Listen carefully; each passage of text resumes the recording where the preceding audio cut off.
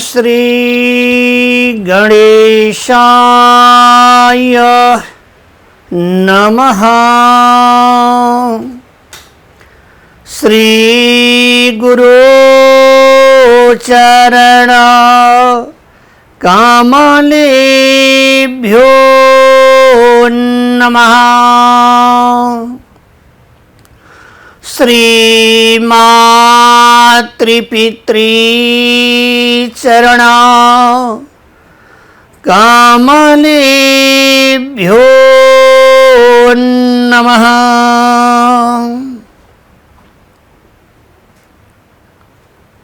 परमानंद परम आनंद सुखमय श्री हरि का मंगल्यमय कथा रसामृत रसास्वादन गर्दई आनंदमा रमण गिरिर अनुभय का समादरणीय भक्त वृंद हरुमा जय श्री राधे। सर्वदा झई जीएनएन 8 टेलीविजन एवं AP1 टेलीविजन बाट प्रसारित साधना संजीवनी कार्यक्रम मार्फत भगवान का मंगलमय कथामृत यहरू रसास्वादन गरिरहनु भएको छ। सबैको दिन शुभ मंगलमय रहोस् भन्ने कामना गर्दै आजको प्रसंगमती स्वारम्भ हुन्छ। जय श्री राधे। जय राधा माधव कुंज बिहारी। जय हो गोपी जन बल्लभ गिरिवरधारी। जय हो श्राद्धा माधव कुंज बिहारी। जय हो गोपी जन बल्लभ गिरिवरधारी। जय हो राधा माधव कुंज बिहारी। जय हो गोपी जन बल्लभ गिरिवरधारी।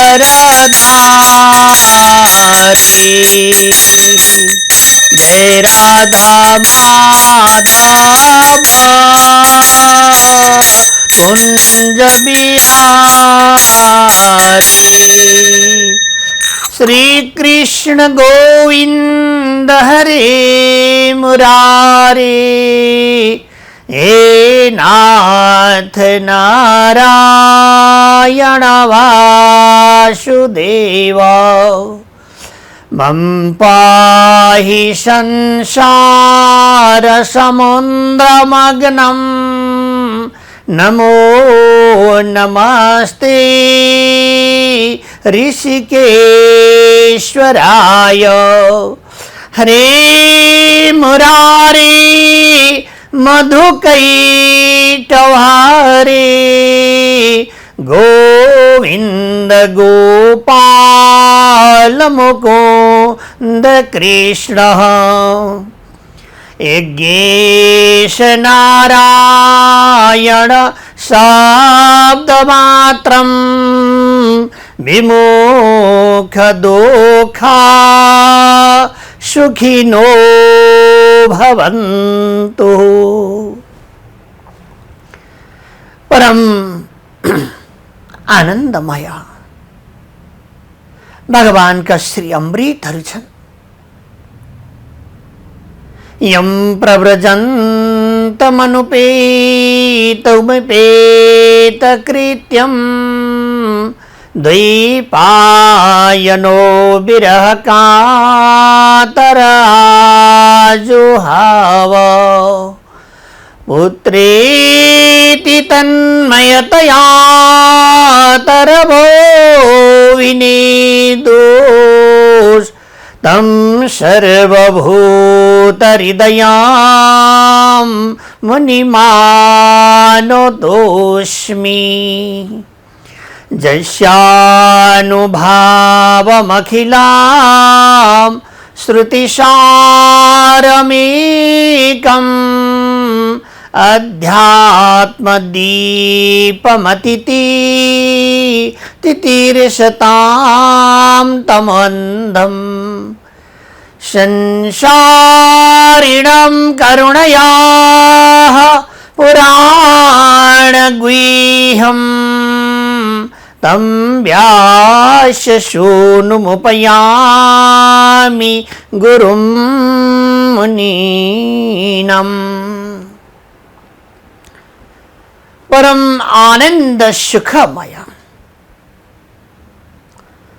भगवान का श्री अमृत आख्यान कर दे व्यासदेव नंदन अवधूत शुक्ले राजर्षि परीक्षित लाई बारंबार भगवान का रास पंचाध्यायी श्रवण कराइरहनु भएको छ। हे राजन, वास्तवमा जीव मात्र बाँच्नुको परम लक्ष्य एउटै मात्र हो।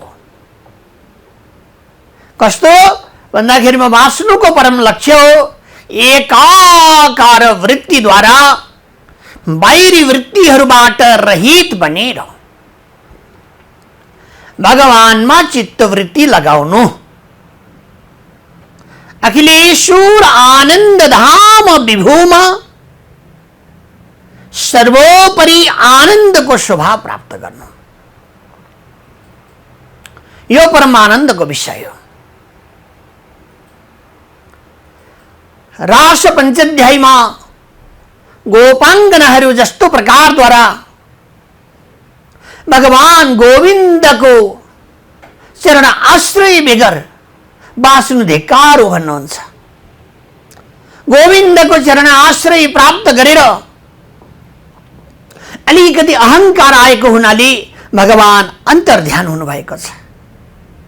राजन, वास्तवमा आफूभित्र भएको ब्रह्म चैतन्य रूप ज्योति, आफूभित्र रहेको आनन्द रूप ज्योति, आफूभित्र भएको सुखमय आनन्दमय परमानन्दमय सुखको गति जीव मात्रलाई ऐश्वर्य दिनेवाला छ, प्राणी मात्रलाई कल्याण गर्नेवाला छ। त्यसैले बारम्बार ती व्रजङ्गनाहरूले केवल गोविन्दको चरण आश्रय प्राप्त गर्नका लागि बारम्बार भगवानकै ध्यान गर्दछन्। बाहिरी वृत्तिहरू रहित बनेर, बाहिरी वृत्तिबाट रहित बनेर एकाकार वृत्तिद्वारा भगवानको दिव्यमय स्वरूपको ध्यान गरिरहनु भएको छ।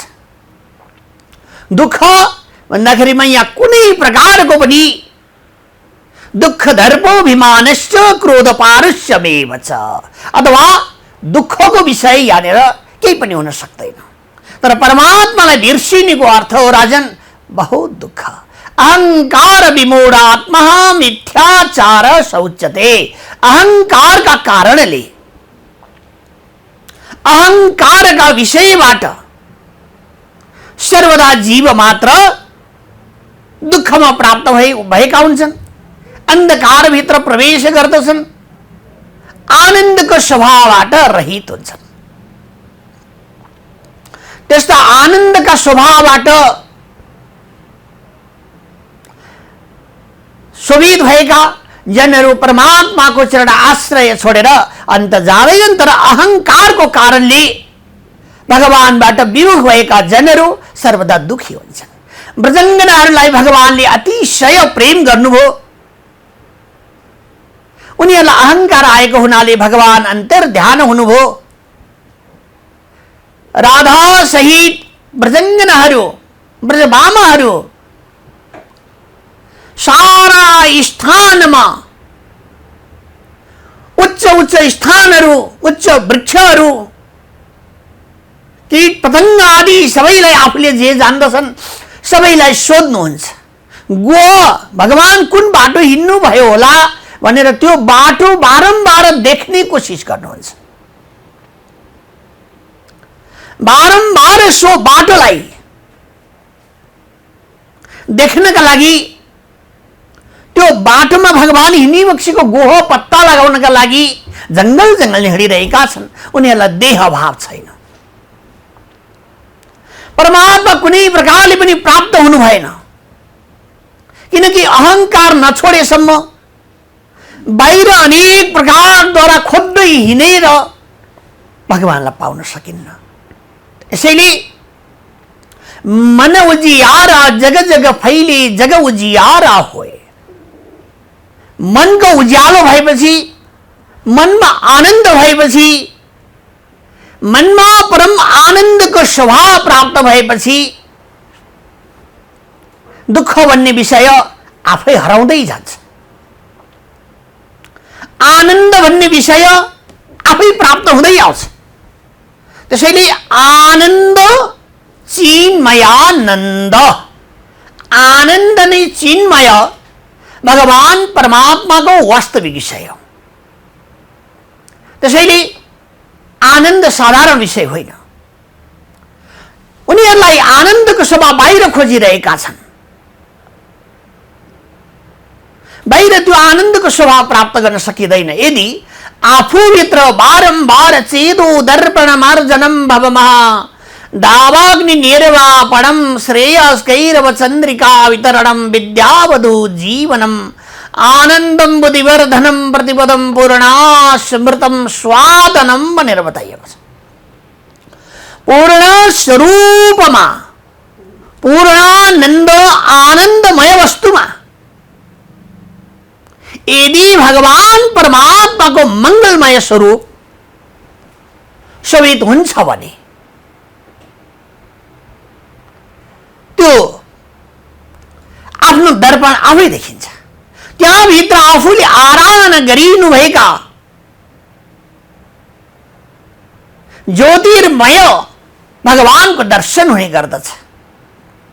राजन, ती ब्रजमामाहरूले विचार गरे हामी सारा ठाउँमा खोज्यौं, हाम्रो कृष्ण प्राण प्रियतम प्रभुलाई हामीले पाउन सकेनौं भन्ने भावनाले अब सबै मिलेर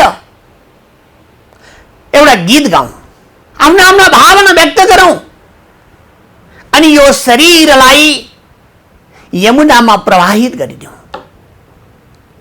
प्राण बेगर यो धरतीमा बाँच्नु के काम छ र? प्राणै स्वरूप प्राण वल्लभ भगवान नारायण वासुदेव परमात्मा नै हुनुहुन्न। हामीलाई छोडेर जानुभयो भने यहाँ हामीलाई अनेक प्रकारका सुख प्राप्त भएर नि के भएर?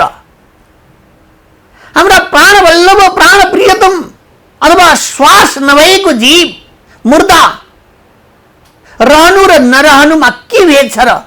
यसैले हामी आफ्ना भावना व्यक्त गरौं। नजाने एक दिन निष्ठुर नन्दको छोरा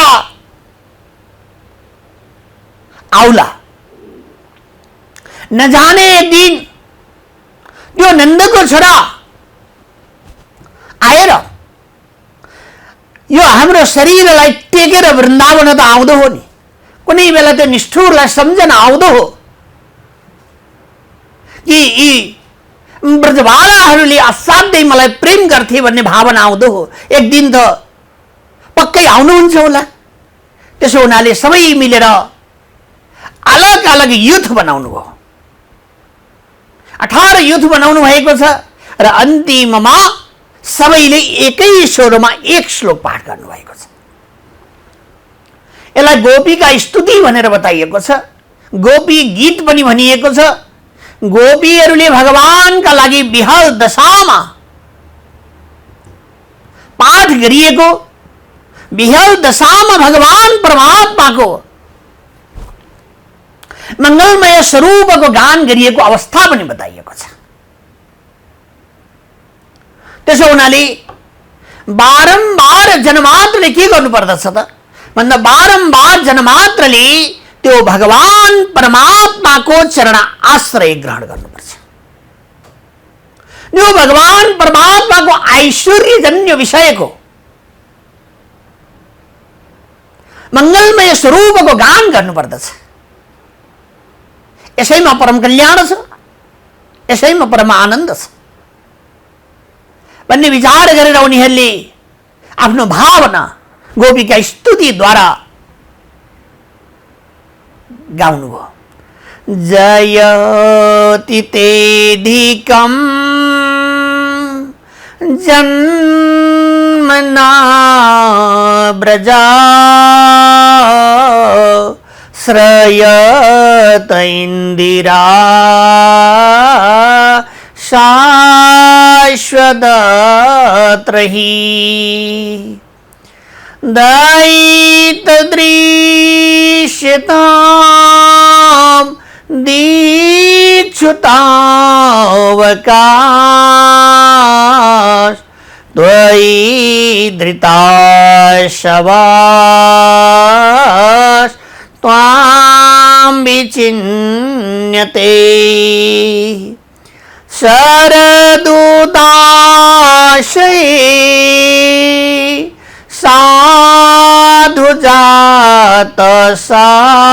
साधुजातसात् सरसिजो दरा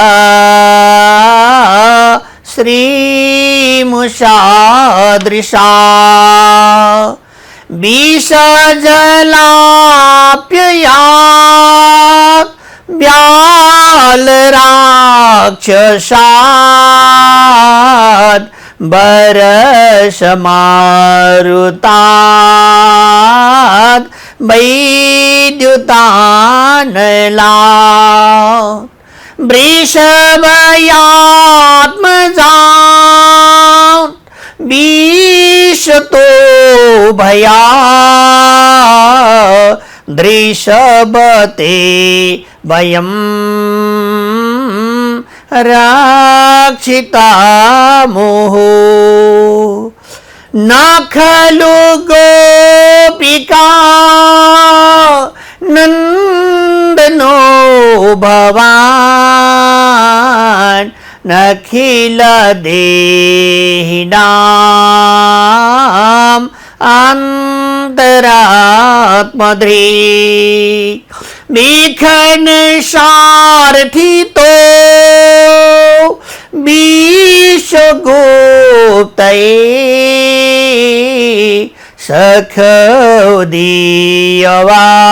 सखोदीयवान् सात्वतं कुले अथवा ब्रजवामाहरू भन्दछन् भगवान हजुर वास्तवमा नन्द बाबा नन्द रानीका पुत्र होइन, हजुर अखिल विश्व ब्रह्माण्डका आराध्य देव नारायण हुनुहुन्छ। सारा चराचर जगतका पुत्र रूपेण ब्रह्म भावेन चाशक्रिय अथवा ब्रह्म भाव होस् पुत्र भाव होस् जुन भाव छ नि त्यो भावमा नै हजुर दर्शनीय बनिबक्सिन्छ। त्यस्ता आनन्द परमानन्द परम सुखमय नारायण परमात्मालाई म बारम्बार वन्दन गर्दछु। यो भगवान सुरतनाथ ते शुल्कदासी कहा विरचिता वयम वृष्णि धुर्यते वृष्णि वंशका अथवा यदुवंशका कृष्ण परम्पराका अझ ज्योति हुनुहुन्छ। त्यसैले दृश्यवते वयम रक्षिता मोह सारा जीव मात्रको रक्षा गर्ने वाला संजीवनी बुटी स्वरूप हजुरको नाम छ। यसैले त सन्त महामुनीश्वर योगेश्वर भक्तवृन्दहरू हे भगवान गाउने गर्दछन् गोविन्द हरे गोपाल हरे जय जय प्रभो दीन दयालु हरे जय जय प्रभु दीन दयालु हरे, अथवा हे दीन दयालु हरि, हे दीन दयालु हरि, हजुर संपूर्ण प्रकार द्वारा जीव मात्र को परम कल्याण गर्ने वाला हुनुहुन्छ। त्यसैले हामी निशुल्क जो विशेष भक्त हुन्छ, जो विशेष हजुरको आफ्नो हुन्छ, जो हजुर आफ्नो बन्नु भएको हुन्छ, जसको लागि त्यसका लागि शुल्क लाग्दैन, त्यसका लागि शुल्क तिरिरहनु पर्दैन।